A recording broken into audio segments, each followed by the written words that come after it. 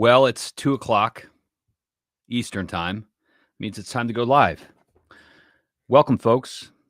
Welcome to the MongoDB podcast live stream. It's going to be a live edition of the MongoDB podcast. And today we're going to have a special guest, Garudi Etienne. He's going to join me once again in a moment. And today we're going to spend time talking about, continuing our discussion of scalability and resilience with MongoDB. We're going to be discussing a specific aspect of scalability and resilience. We're going to dive into horizontal scalability. So I'm going to jump into the comments. As you're joining today, let me know where you're from. Who's joining us from around the globe? I'm located about, I guess, an hour and a half south of New York City on the East Coast of the United States. I'm curious where you all are joining from. As you come in, don't be shy. Just hit the comments. Let me know where you're coming from. And also thinking about scalability and resilience as you join me, I'd love to know what your experience is. Italy, Alessandro, welcome. Dallas, Texas. All right. Hey, Amanda, welcome to the stream. Kyle, wow, here we go. Marnix, Netherlands, excellent. France, oh, you guys are all over the place. Nigeria, India, holy cow. Fantastic. It's great to have you all here. I see a lot of folks joining from LinkedIn. Welcome. We're back on the LinkedIn live stream.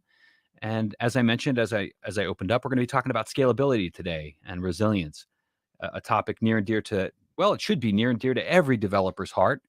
We're going to be going into detail about horizontal scalability. I'm curious if folks are familiar with scalability and resilience with MongoDB, or are you brand new?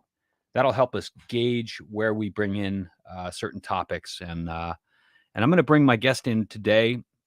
We've had, this is the third in the series. If you want more, we're going to be posting links to that shortly, to the earlier issues. Lebanon, Albania, California. You guys are awesome. Welcome. It's great to have you here. Let's get Garudi into the studio. Welcome, Mr. Garudi Etienne.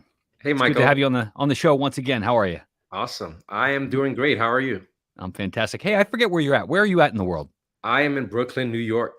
Okay, sweet. So we're not too far apart. No. Mexico. I asked the folks to let us know where you're from, and man, they're killing it. They're letting us know for sure. That's sweet. Okay, so let's start to get into the topic now.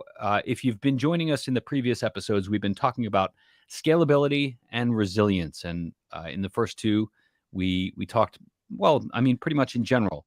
Today, we're going to get a little bit more specific about horizontal scalability. Before we begin, I want to ask the folks that are joining us.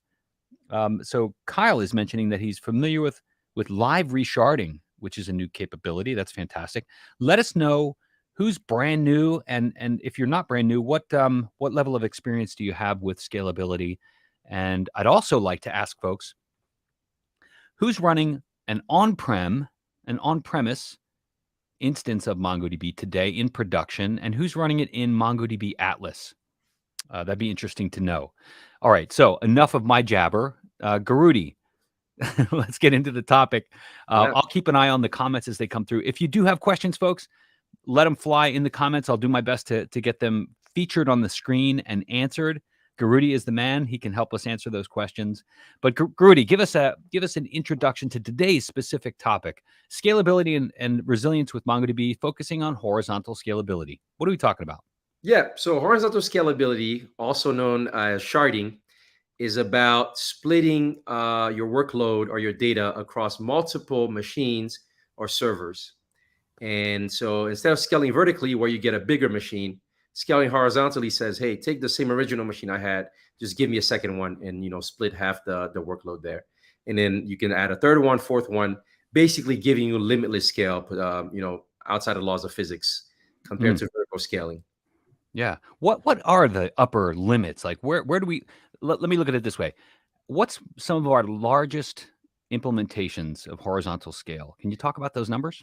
Yeah, sure. So I know quite a few that are close to 200 shards. I think at some point we had somewhere 250 shards. That's anecdotally the largest I've heard about. In theory, there's nothing stopping someone from running 500 or even 1,000 shards. I think there we start getting into some connection management issues that we're gonna be fixing over the next couple of years. But I think, yeah, the largest I've heard about was slightly more than 200 shards. Wow, incredible. Okay, so I want to ask some questions. I know that the folks that are joining us are going to ask questions as well. But when it comes to scaling horizontally, Mhm. where do I begin to understand how to scale horizontally? What do I need to know in order to begin to select the number of shards and even like selecting a key? Talk about some of the things that we need to know before we begin scaling horizontally. Yeah. So the beauty of it is it's similar in terms of total compute requirements as vertical scaling, right? So what you need to Mhm. know is how much of your data, how much disk space you need, how much of your data needs to live in memory, what's your working set, and so on, right? And the only difference is that instead of getting a machine, for example, with 128 gigs of RAM, you could get two machines with 64 gigs each, right? And that'll be your working set in terms of RAM. Same with CPU, right? Same with disk, right? And so, for example, let's say you needed 20 terabytes of disk, right? You could get one giant 20 terabyte disk, which is crazy, but you could do that. Or you could get, for example, five 4 terabyte disks, right? And so you split Mm. it up that way. And so that's the first part. It's still how much compute, how much storage do you need? And all we're doing is saying, hey, instead of doubling compute and doubling storage every instance size, you can sort of divide it across multiple machines. So Mm. that's the first part. And then from there, we get into, for example, the shard key, which is like, how am I going to divide my data, my workload, so that it's evenly distributed across all the machines that I have? And I think that's the part that becomes tricky. But the first part is about how much data, how much compute do I need in order to satisfy my workload? Yeah, yeah. And so that's the first measure. It's how much storage and then calculating how much CPU you need. Um, so the benefit of, I guess, like just adding disk to a single shard, a non-sharded implementation, just a replica set of MongoDB, is that it's easier to manage, I would guess. You don't have to mess with shard keys and manage the additional infrastructure associated with that. Correct. Uh, what are the drawbacks of not sharding and scaling vertically rather than horizontally? So the first one is that there's an upper limit to how much you can scale vertically, and then eventually you have no choice. Either you say, "Hey, this is as big as my database will ever get," or you need Mhm, to scale horizontally anyway. So you might as well get started at it early if you know you're going to reach, large scale. mhm, Some other ones are that you do not get linear scaling for costs. What I mean by that is, for example, I have a machine. I reach, my CPU limit. The next biggest machine, you have to double the amount of compute that you need. And usually mm, that doubles your mhm, cost at the very least.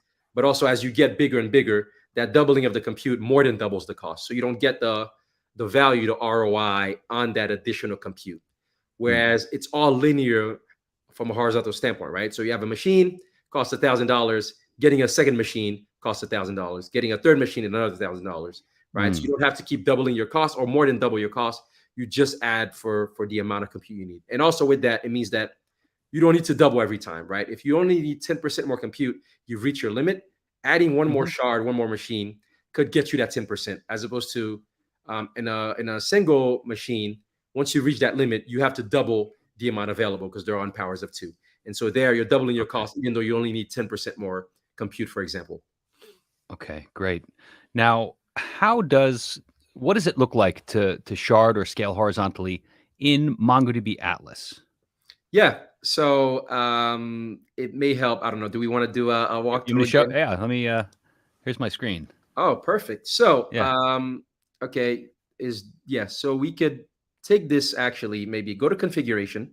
Okay. So right now So, for the folks listening, I'm in my MongoDB Atlas web console. I'm logged into my project. I have several implementations, several clusters launched.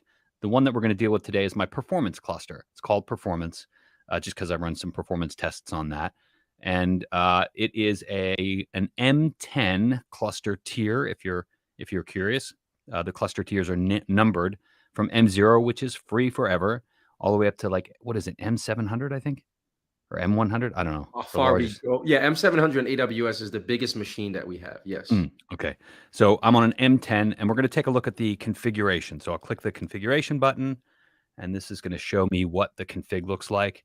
I don't believe I have anything set in the global cluster configuration. I only No. have one zone. Yeah, so I Okay. think we should ignore that for now.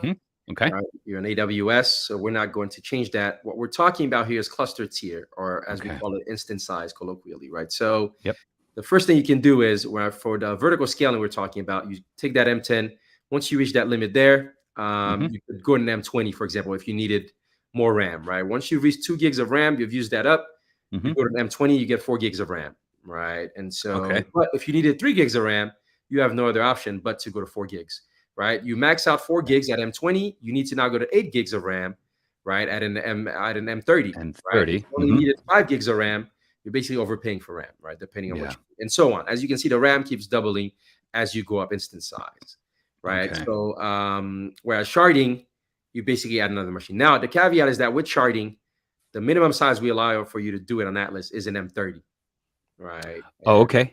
so that's the one caveat there on Atlas. So you'd have to first select an M30, Mm-hmm. right? And then, we can probably add a little more storage just to be safe. 10 Yep. gigs is a little small for a serious application.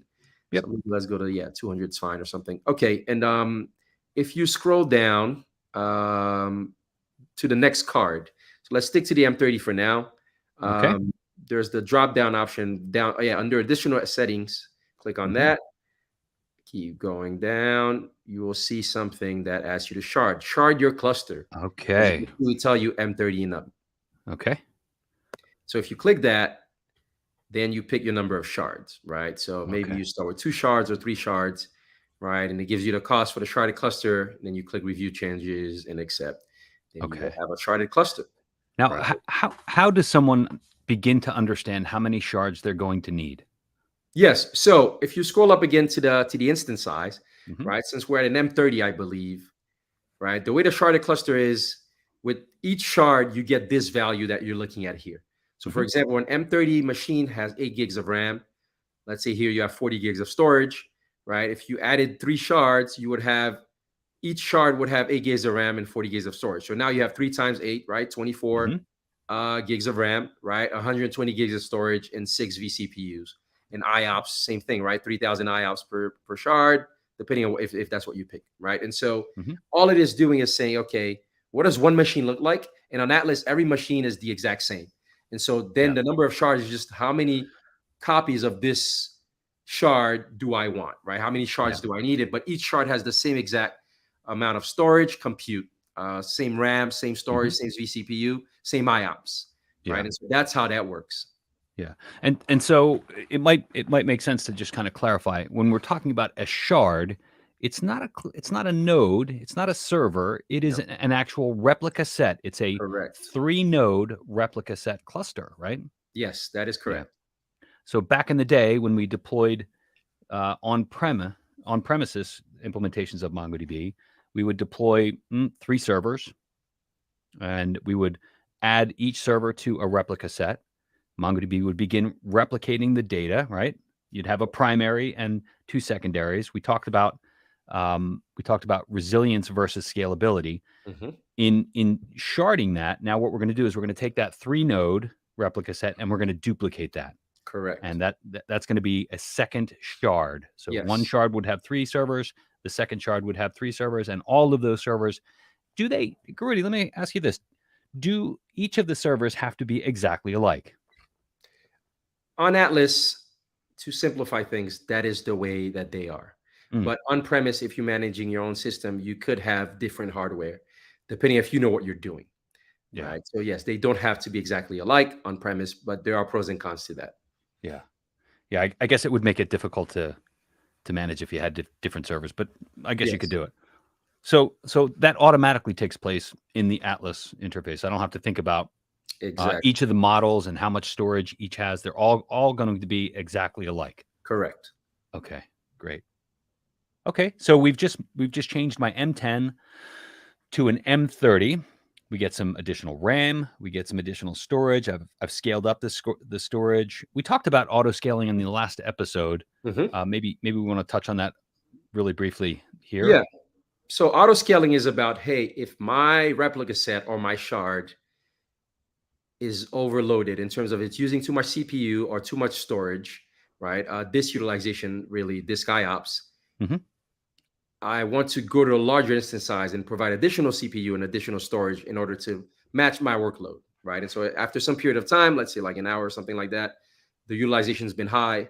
We can say, hey, provision something that says, hey, go to the next instance size, the next larger machine, to match the workload up to whatever amount I allow you to Mhm. go, right? So if you Yeah. click cluster tier scaling, that's what that would say, right? And say, hey, right now on an M30, um, I can I'll go to an M40, for example, right? You can't go below Mhm. that, the sharding, but you could say, hey, go Oh, to I see. M40 or go Mhm. to an M50, in order to match that. Now, just like in a replica set, because a shard and a replica set are the exact same thing, right? A shard is just a replica set, then Mhm. you can have the scale happen that way. And now on Atlas, because every machine, every shard is always the same size, this cluster scaling happens across all the shards, right? So, Yeah. for example, if one of the shards gets overloaded and has to go to an M40, every shard will go to an M40.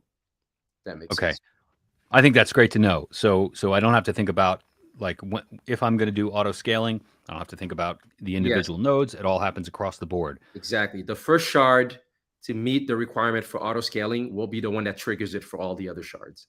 Yeah. And I guess it's key to note that in this scenario, I've gone from an M10 to an M30, and I can't select in an auto scale anything below an M30 because I've enabled sharding. You can't Yes, go below an M30 with sharding, right? yes. Yeah. Yeah. I think also auto scaling makes sense cluster tier wise at a certain size. Mm, Otherwise, yeah, yeah. it doesn't make sense anyway. So we always say usually an M30 is where you start to have real traffic, right? It's Yeah. hard to have a serious application that's built on M30. Yeah. Okay. So for folks watching, listening in, let us know if you have questions about what we've discussed so far. We're talking about horizontal scalability with MongoDB. I'm showing you on my screen what it looks like to deploy and configure a horizontally scaled or sharded MongoDB instance. And we would do this to avoid the bottlenecks associated with a single replica set instance of MongoDB. So if we want to go beyond what a single replica set can handle in terms of RAM and storage, we would scale out horizontally. Yeah, or if you So need linear scaling, right? As in you don't want to keep paying double to reach the next tier. That's yeah, also yeah. uh, Okay. So let us know in the comments if you have any questions. I want to talk about how we begin to divide the workload across those shards. That's a key concept, right? So yes. we're talking about horizontal scale. How do Mhm. we tell MongoDB to divide the data that's being stored in the cluster across those nodes? Yeah. So the first part is selecting what we call a shard key. A Hmm. shard key or partition key just says, hey, what field am I going to use in my collection? So first you shard on the collection level, right? So Hmm. if you have, for example, 10 collections, you need to shard all 10 and need a shard key for each collection, right? So for a collection, you say, hey, how am I going to spread that collection across my shards? And that's called a shard key. And it says, what field am I going to use to separate, to divide the data across the shards? So for example, let's say you have an employee database, you could say, hey, Social Security is unique if you're in the US. Let's just Hmm. take that and use that as a way to divide the data and say, okay, let's say you have three shards as we're picking. It would say, okay, the first, let's sort Social Security in order of alpha in numeric order, right? Hmm. Ordinal numbers, and say, okay, well, number 00001 to 333333 would go to shard 0, right? 333334 all the way to 66667 or something like that would go to second shard, and then the rest go to the third shard, right? That would be one way to do it, right? You can take any field. It could be, for example, last name. Say, okay, last name, A through J on one shard, K through P on another shard, and so on. If Hmm. that makes sense. Yeah. Okay. We've got And a question so, coming in. yep. Albert is asking: is the replica set strictly the cluster of replicas, or does it include the leader? Yeah, so the leader, if you mean the leader or primary node. So replica sets always consists of three nodes. The primary node or the leader, and then two replicas, right, or two Yeah. secondaries as we call them. So replica Yeah. set it's usually a primary and two secondaries. It could be more than that. Usually we just say just have an odd number of nodes. It could be a primary with four secondaries, primary with six secondaries, but on average, it's usually a primary and two secondary nodes to have a three node replica set. Okay. Great. That's good to know. Okay, where do we configure the shard key?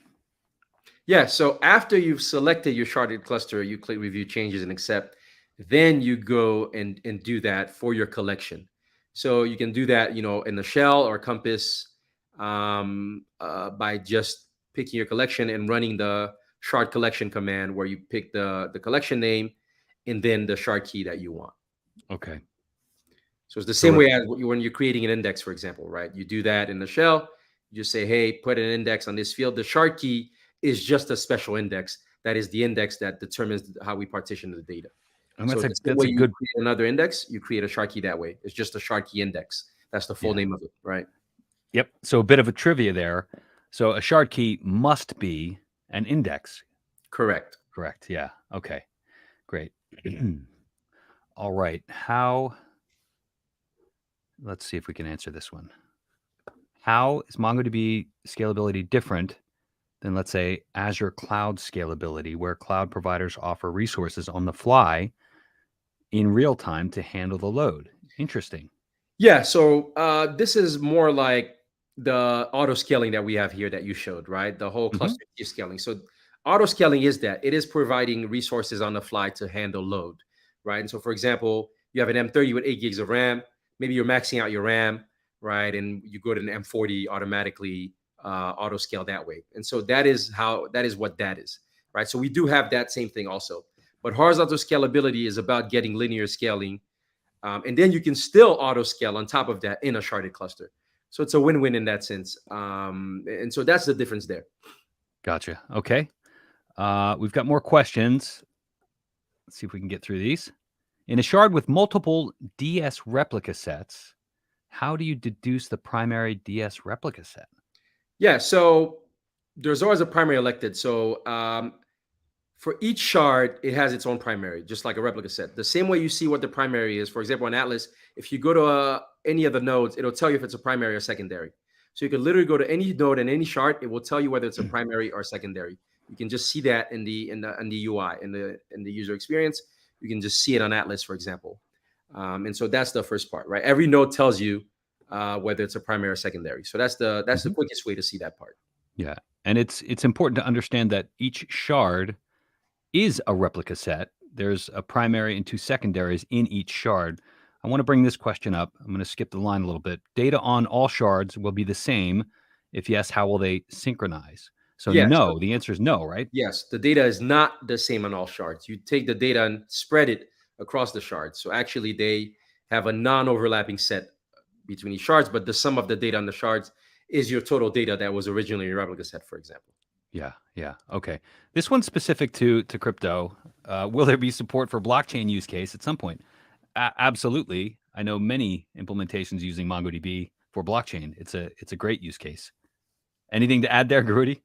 Nope, Okay. you handled that. All right. Let's see. Oh, here's a good one. What if the data is unevenly distributed in shards? How will joins perform? Oh, and so these are two questions actually. So what if Yes. there is So an uneven distribution in the data across the shards? yeah, so let's start with that one. With the uneven distribution, the beauty of it is that usually means that your shard key wasn't that great. And as of MongoDB 5.0, you can just reshard and pick a different key until you find a key that gives you good distribution that you're looking for. Yeah, great point. So MongoDB historically, you could never change. You had to basically build a new cluster, build a new sharded cluster, and migrate the data to a new sharded cluster with a different key. That's no longer the case. You can reshard, right? Yes, or take it As offline originally, but now you can do it all right. while your database is working fine and you don't have to take your application down. Yeah, So that's usually how you would handle uneven distribution. yeah. That's one way. Depends on why. You can also refine the shard key if you don't have enough granularity, for example. Hmm. That's also even faster than resharding. So we have different options to let you have the flexibility to change your mind on your shard key because we know you don't always get it right. Yep. That's a great enhancement, and that starts in MongoDB 5.0. Yes, Right. and just a little preview for what's coming up for MongoDB 7.0. We are making it so that you can more easily pick a good shard key. So that is a thing we're Ooh. working on. So just a heads up, we'll be talking about that in detail at MongoDB World. but we Ooh, know that uneven distribution is a thing folks care about, and so we're doing everything to make sure that we get it right. absolutely. That's great. Okay, so that was the first part of the question. The second part is, how will joins be performed in these cases? So yeah, it depends. In a sharded collection, so first of all, as of MongoDB 5.1 or now 6.0, really, you can finally do joins where both collections are sharded. Mm-hmm. And the performance of join really is about one, how much parallelism can you get? So there's a world where actually joins work a lot better in sharding because you can use multiple shards and do a lot of joins in parallel, right? Depending on how many documents you're doing, how many you're matching. And so the one thing that becomes slower is if you have to join documents across shards. That is slower than if all the documents resided on one shard. And so it depends on how many documents you're doing, how many joins you're doing across how many shards, if there's any parallelism or not, that Mm-hmm. determines the performance. Okay. Um, okay. So, and when we're talking about joins, we're talking about dollar lookup, right? Dollar lookup or dollar Yeah. graph lookup, correct.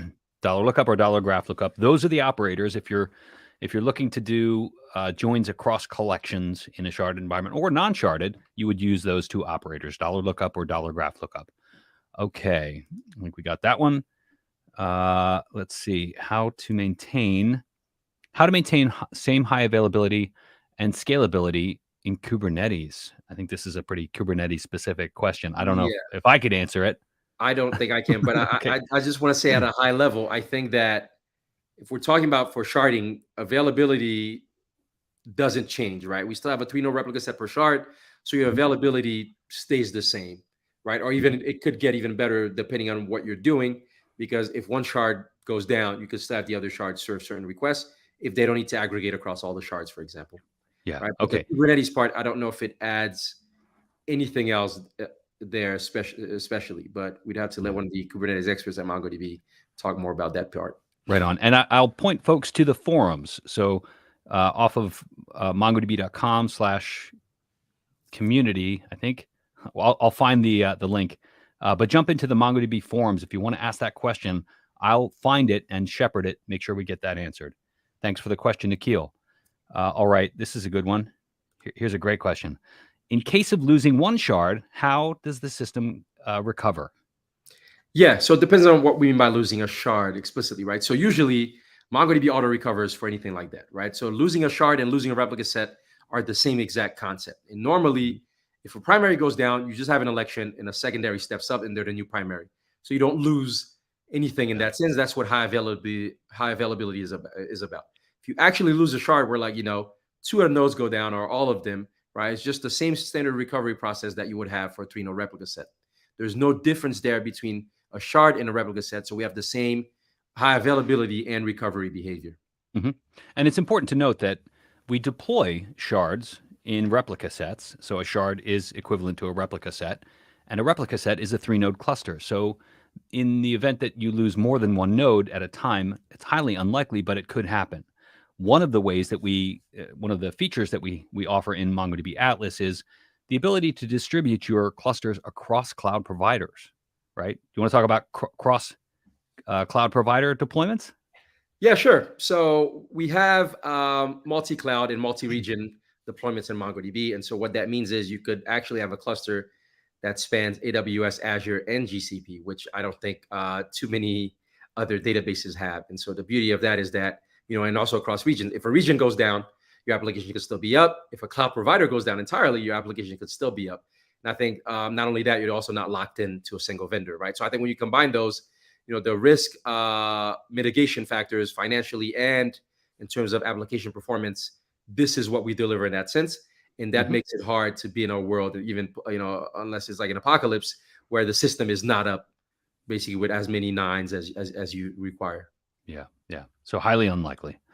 Okay. Can we distribute data based on collections? I think that's how it works. That is exactly how it works. For every Mhm. collection, you can choose your partitioning method. You pick your shard key for a collection, and we distribute the data based on the shard key there on a collection per collection basis. Now, what if you have a number of collections that you want to shard? Mhm. Uh, it it comes down to understanding the resource requirements for all of the collections before you start talking about how you're going to divide those resources or pick shard keys to distribute the data. Yes, that is correct. And so normally, folks, for example, if you have thousands of collections, you just shard them programmatically and let MongoDB automatically distribute them across your machines. Yeah.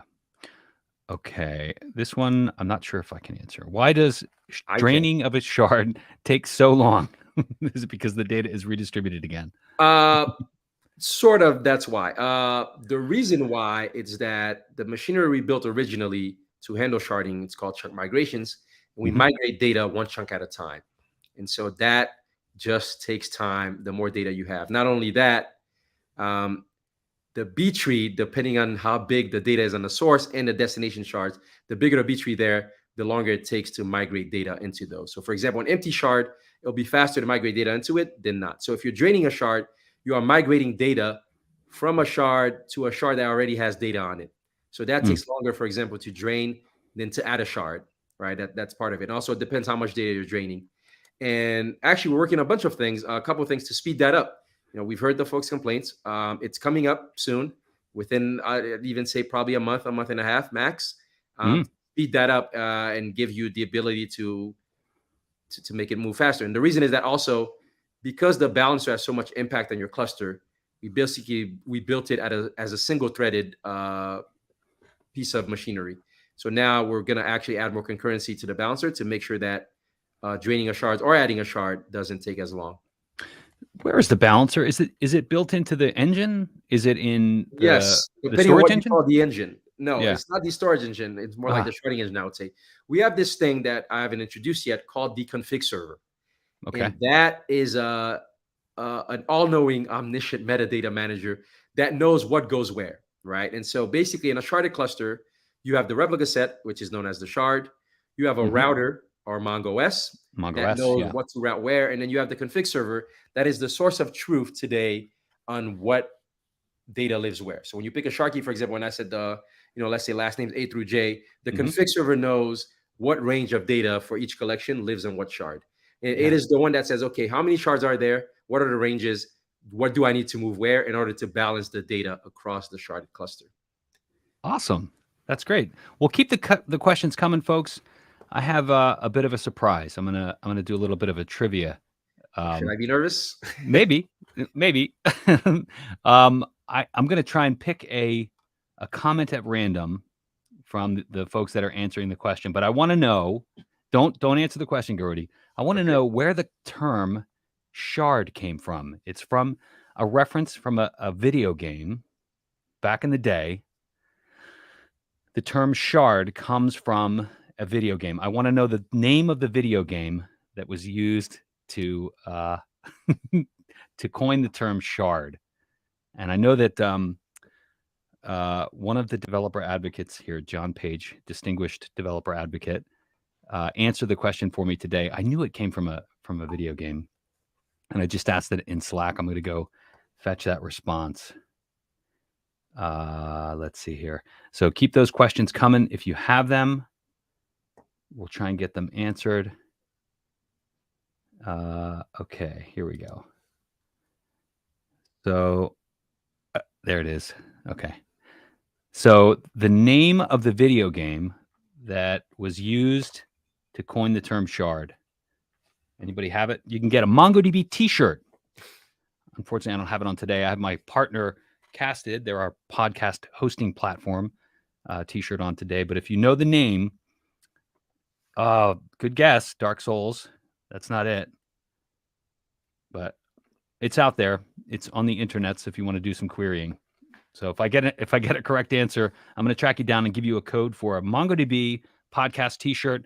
Speaking of the MongoDB podcast, we just released an episode today. We're coming up on the 150th episode of the MongoDB podcast. Some great content. If you've got questions like the ones that we're answering today, you're going to find similar content across all of the episodes in the MongoDB podcast. You can get more information on any podcast network, Apple Podcast, Google, Spotify. Just search for MongoDB, should be the first hit, or visit mongodb.com/podcast. You can also hit me up on Twitter at mlin. Gertie, are you in the social media No, stream not at all? really. Not I really. Okay. I lay low. This is the most I've been present in doing these series, really. All right. Gotcha. Okay. Shard, Yeah. Well, this is correct, but it's not the answer I'm looking for. Shard just means a piece or a fragment. Yeah, correct. But there was a video game, and the video game was launched. Many, many, many users were jumping onto the video game. And video game, that's an old term. They were jumping on this game, and so many users were jumping on that the makers of the video game had to figure out how to scale. So they came up with this concept of sharding, and they used that term in the game itself. And in the game, basically the worlds were exploded, and users were positioned on servers, and some of those servers couldn't talk to each other in the game. So nope, not World of Warcraft. Good guess though. Nope. Not card sharks. Okay. All right. So that's fun. Okay. So we're talking about horizontal scalability today. We gave you a bit of a demonstration. We showed you what that looks like in MongoDB Atlas. We talked about on-premise deployments of MongoDB and how those provide not only resilience through replica sets, but scalability through sharding. We talked about shard keys, how you would select those. Anything further to add, Garuti? Let's see. So we talked about what sharding is. We talked about the config server and the router and how it works and how you distribute data. And we talked about, we answered the questions around there. I think that is the high level, right? I think one thing I want to talk about actually is your sharding strategy, right? In terms of shard key. There are two types of shard keys to pick, right? There's a range sharding or range shard key or a hash shard key, right? And so I think those are very important to know. Normally, I think that a lot of users default to hash just because they know it's going to give them even distribution of data. They don't have to think about it, but that's not always a right idea. Matter of fact, I would say more than half the time, that's probably not the best shard key for you. And so it really takes a lot of time in knowing your access patterns to know what your shard key should be. So I think it's not, as simple as you would think to just pick a shard key, because depending on how you're accessing your data and what different queries are, what you really want to do is not just distribute your data evenly, but distribute your queries evenly across the cluster. So for example, let's say, your Twitter was on MongoDB, you can't just shard by, for example, user ID, because some user IDs may have way more traffic. They're writing way more than others, and they have way more people following them, for example. And so that may not be a good shard key, right? And so thinking about things like that, I think it's very important to know that it's not a trivial thing. You just wake up and just pick a letter or whatever as your shard key. Yeah. And I did want to bring up a video, a YouTube video that we can share with the watchers and listeners that's going to help demystify sharding. I'll share that in a moment. I want to answer Hamad Khan's question, why some of the queries are not supported on AWS-like type conversion. I'm not sure if I understand that. Yes, and also, yeah, that's an AWS question. Yeah, I think that would be a question for somebody in AWS. Yeah. Okay, so we'll maybe ask that in the forums. We'll try and get you some help there. There is a YouTube video that I want to point folks to. I'm going to share that really quickly. This is by an engineer at MongoDB, Sanika Fantz. Yeah, she's on my team. She's a sharding engineer. Ah, sweet. Yes. So I don't know if you can hear. Can you hear that? No. Yeah. So I won't share the video, but if you search for demystifying sharding, some really great nuggets of information in that video. So check that out. There's also a related blog post to that. We should probably just mention also while we're at it. Also called Demystifying Sharding. Okay. These folks want to read and not just listen. Yeah, and I'm going to show folks that.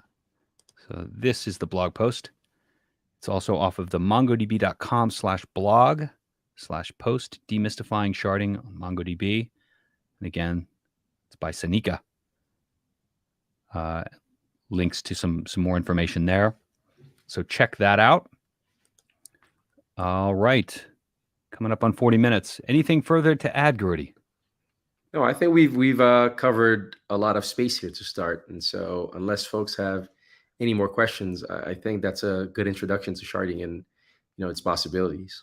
Yeah, fantastic. Well, once again, thank you so much, Garuti. Folks listening, we're going to be packaging up some of this information for the MongoDB podcast in future episodes. So be sure to check out mongodb.com/podcast, like and subscribe. And I want to mention that we've got another live stream scheduled. I think it's going to be in the next week or two, but that'll be popping up on LinkedIn as well as YouTube. We'll make sure we get that scheduled and announced. So with that, I think we'll close the stream. Thanks, everybody, for joining, and enjoy the rest of your day. Thanks, Grudy. Of course. Happy to be here. See you, Michael. See ya.